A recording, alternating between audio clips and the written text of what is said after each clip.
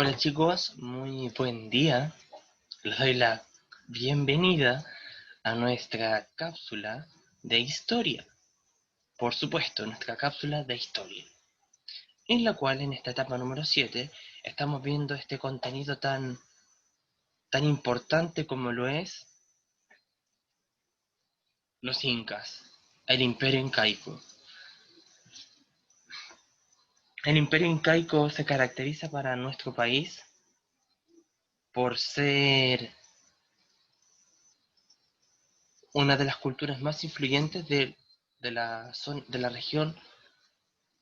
región, es decir, de Sudamérica. ¿Por qué?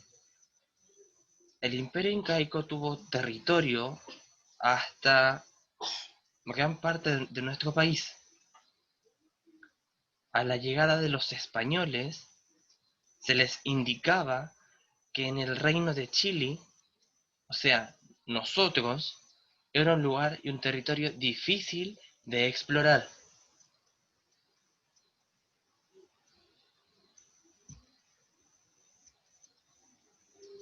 Un territorio muy difícil de explorar, porque la gente en este rincón del mundo es muy rebelde, es muy aguerrida. ¿Y cómo lo podemos caracterizar? Existían dos caminos para llegar al reino de Chile. Dos caminos.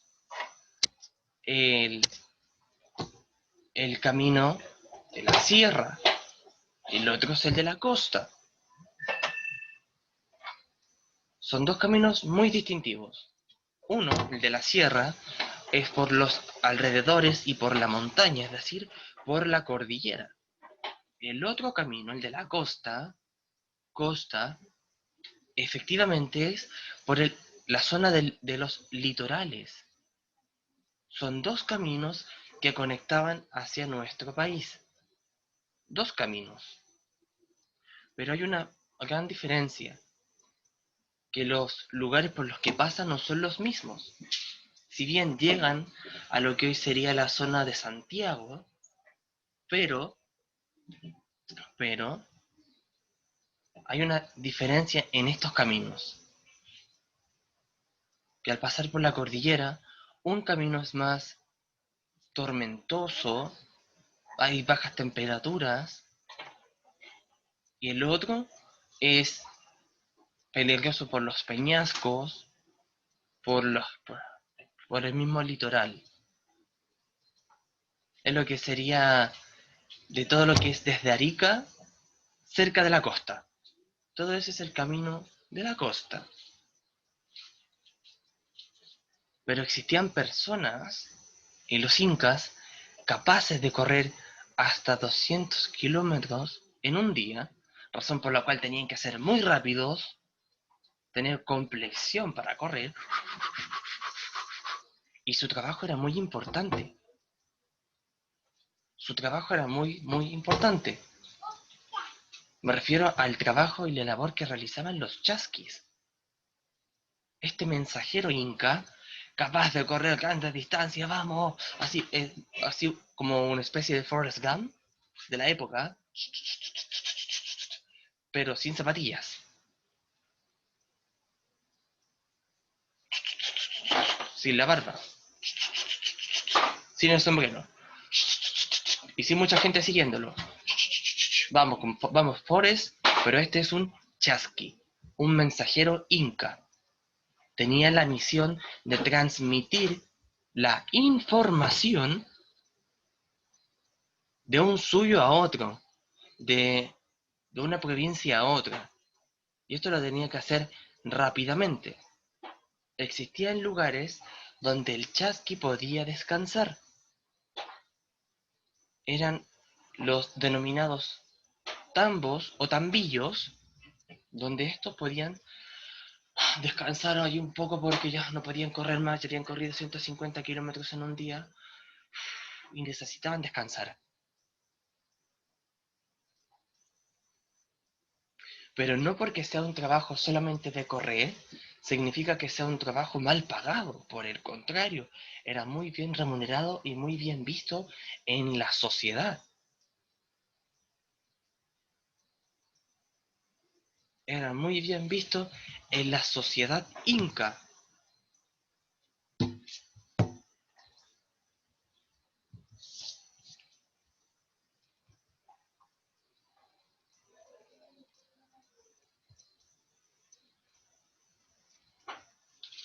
En los Ayllu, el chasqui tenía esta misión de hacer llegar la información rápidamente. Y aquel que fuera acreedor, merecedor de ser un chasqui, fantástico, muy bien, genial por él. Era alguien importante. En los tambos, en los tambos podía instalarse a descansar, a comer, el inca, cuando iba a visitar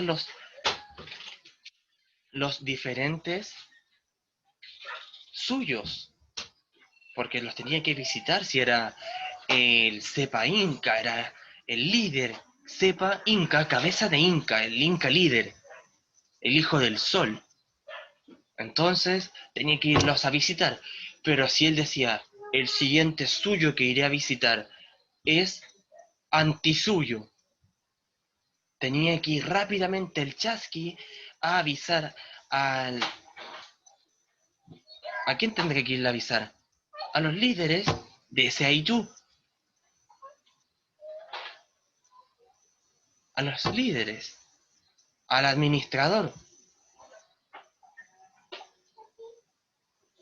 ¿cierto? Al Kipu Kamayoc, que era el contador. Señor Kipu Kamayoc, mañana temprano estará acá Cepa Inca. Se necesita alimento para mañana temprano. La avisó con un día de anticipación, tiempo suficiente para un buen Kipu Kamayoc, el cual tiene la contabilidad de todo, y le dice, por supuesto, se le indíquele a Cepa Inca que mañana, cuando él esté acá, tendrá su alimento. Como el Kipu Kamayoc tenía administrado todo de una forma tan espectacular, en el tambo en cual se iba a establecer el Cepa Inca, iba a tener alimento, agua y por supuesto provisiones para su viaje, porque no se iba a quedar un día y después iba a llegar al día siguiente al tambo. No, era viaje. Tenía que tener para el trayecto y cuando llegara, que iba a tener los alimentos. Porque un buen cepa inca visitaba periódicamente los suyos. Si bien el Kipu Kamayoc era alguien de confianza, pero él tenía que visitarlos porque era el líder y tenía que ver si existían las condiciones suficientes en todos los suyos y si no habían problemas en ellos. Eso es un buen Kipu Kamayoc.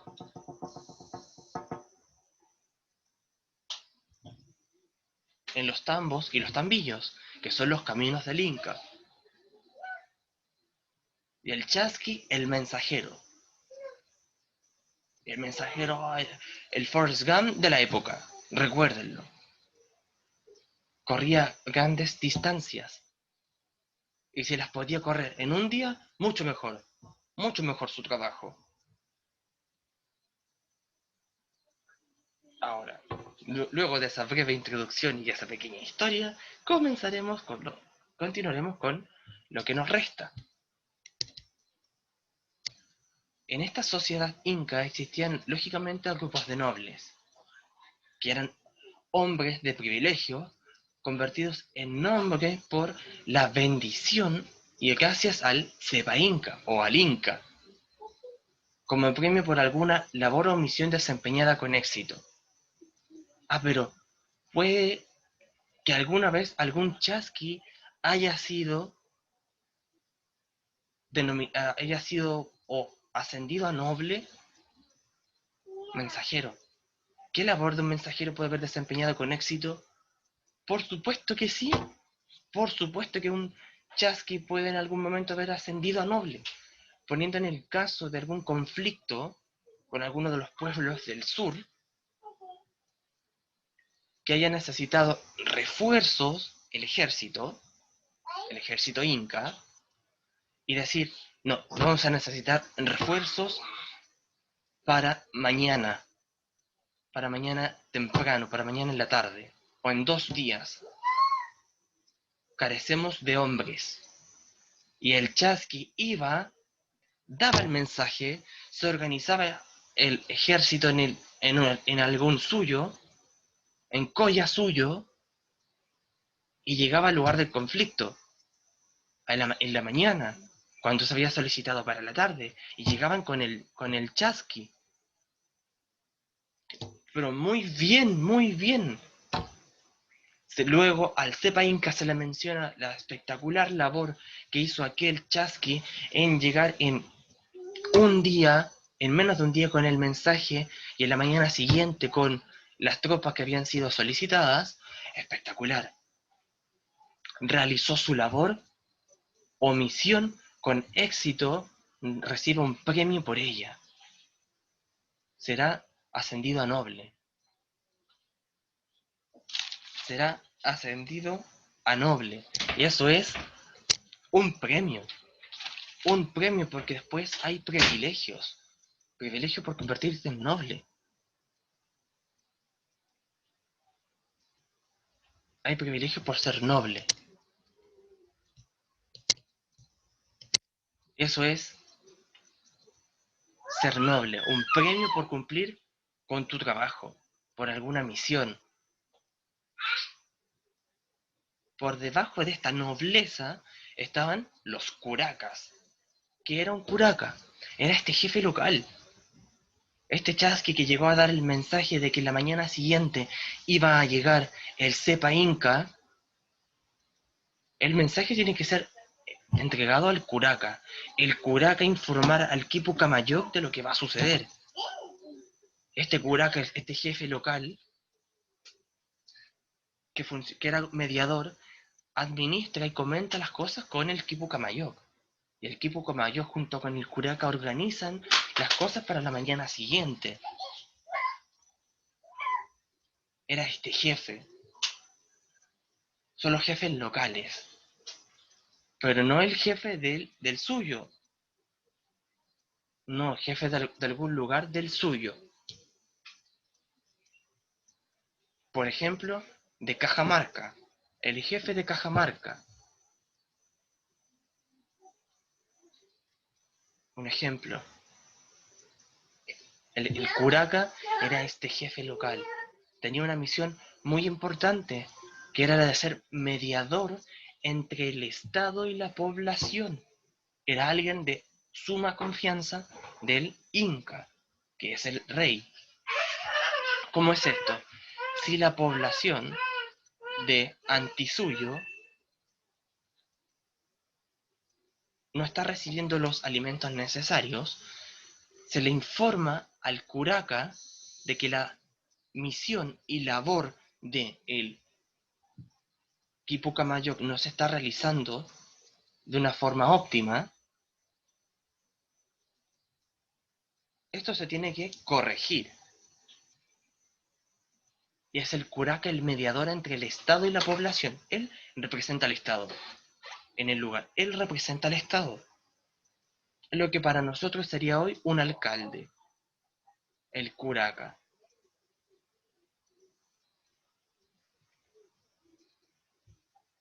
Eso es.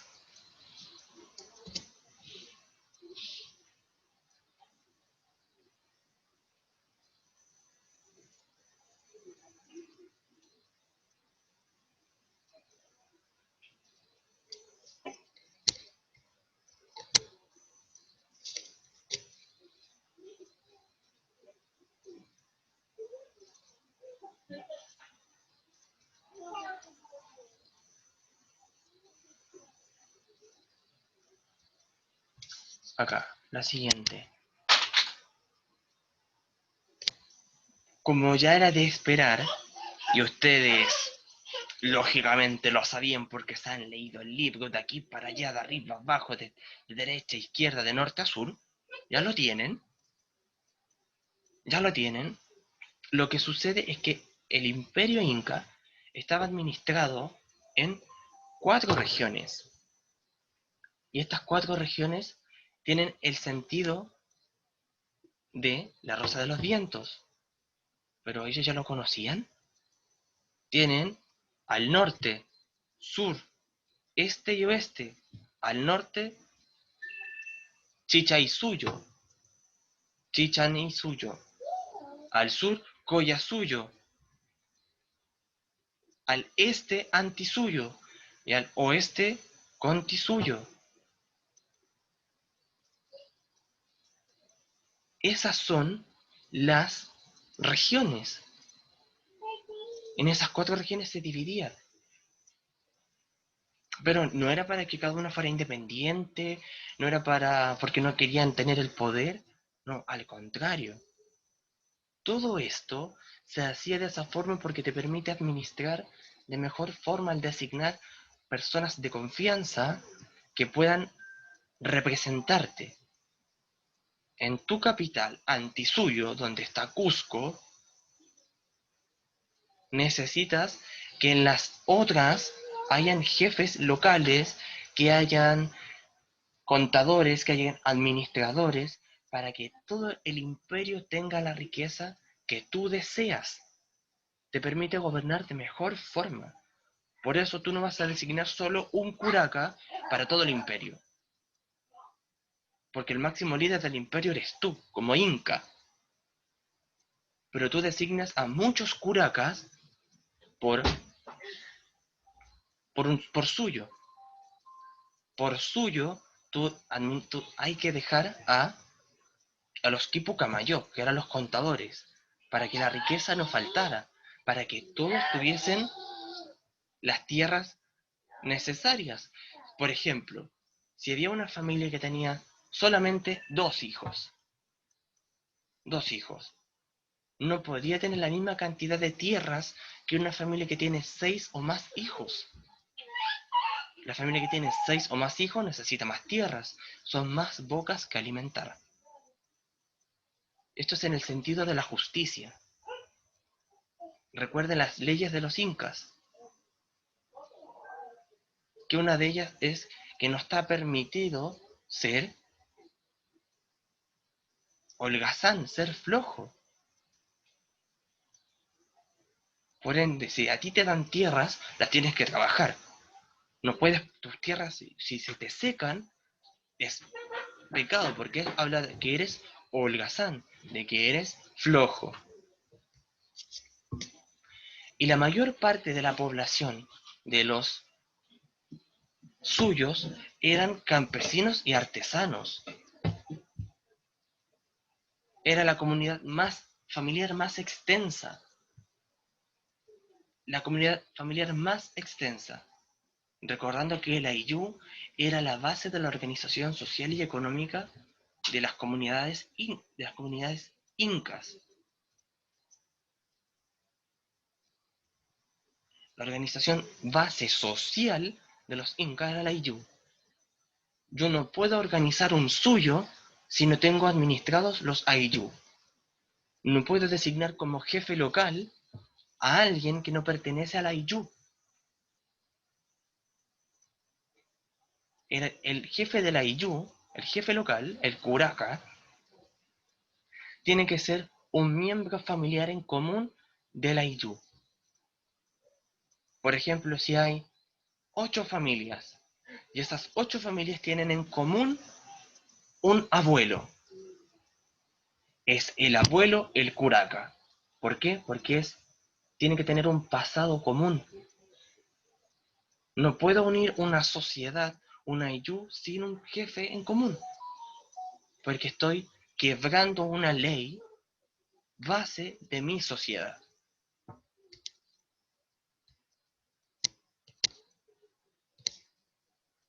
Aquí se pasa rápido el tiempo.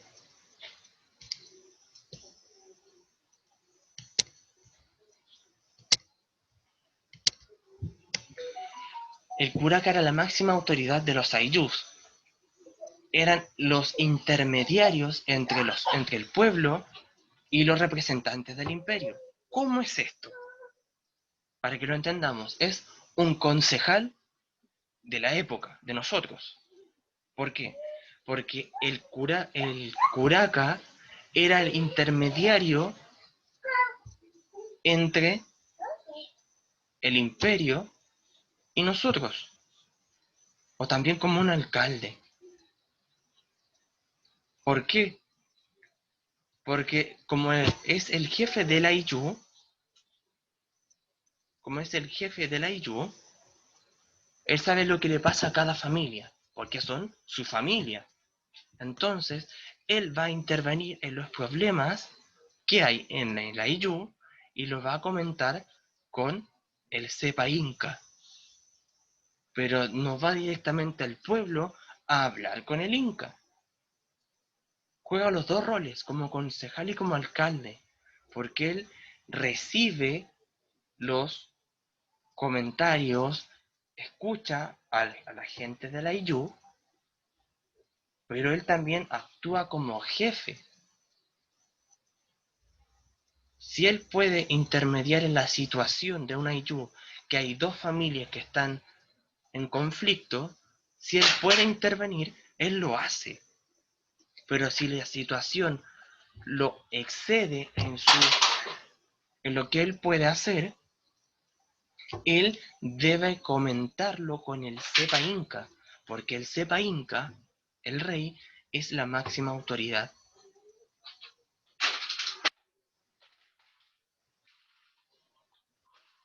¿Y cómo se hacía legítimo este curaca? Como les señalé anteriormente, tenía que tener un pasado en común con el Ayllu. Por ejemplo, si hay un abuelo, un padre que tiene 8 hijos, esos 8 hijos van a ser su familia. Y por cada 8 hijos que él tuvo, del cual es padre, esos hijos tienen, cada uno de ellos les va a dar 4 nietos. Por ende, ya son 40 nietos, 40, más sus 8 hijos, sus esposas, nos da por lo bajo entre 48, 56, pensando que sea solamente una esposa. Y él nos da más de 50 personas. Ya es una comunidad. Eso es por lo bajo. Un curaca. Será el curaca de este sector, de este Ayllu. Ahora encontramos a los yanaconas. ¿Quiénes son los yanaconas y por qué después son tan importantes? Los yanaconas habían sido desvinculados de sus ayllus. ¿De qué forma? Trabajaban directamente para el rey o para los nobles. El yanacona era alguien de privilegio. Tenía un privilegio porque trabajaba directamente para la nobleza, para el rey. Si el rey necesitaba, por ejemplo, el día de hoy quiero comer por favor maíz tostado y hervido y ají de gallina, él le indicaba al yanacona. Pero el rey, lógicamente, no se iba a dedicar a desgranar el maíz porque él podía lastimar sus dientes. Eso lo hacía el yanacona. Trabajaba directamente para el Inca o para los nobles.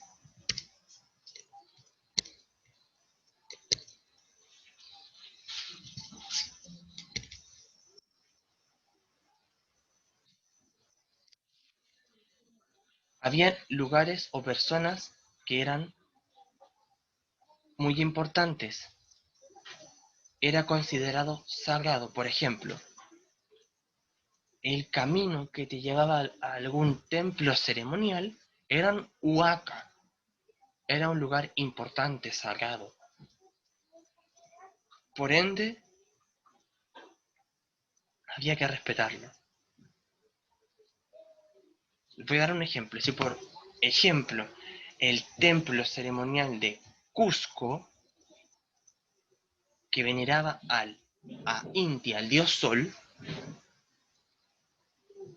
debía ser transitado, estoy dando un ejemplo para que se entienda, solamente de noche, porque de día ese camino tenía que estar limpio, porque es en honor al dios Sol, y el dios Sol sale de día. Chicos, esperando que les haya gustado esta cápsula, los dejo a todos cordialmente invitados a participar de las cápsulas, por favor, de historia, y que hayan sido del gusto de todos ustedes. Se nos pasó el tiempo volando. Cuídense, que tengan todos un muy buen día y por supuesto un feliz día. Será hasta la próxima.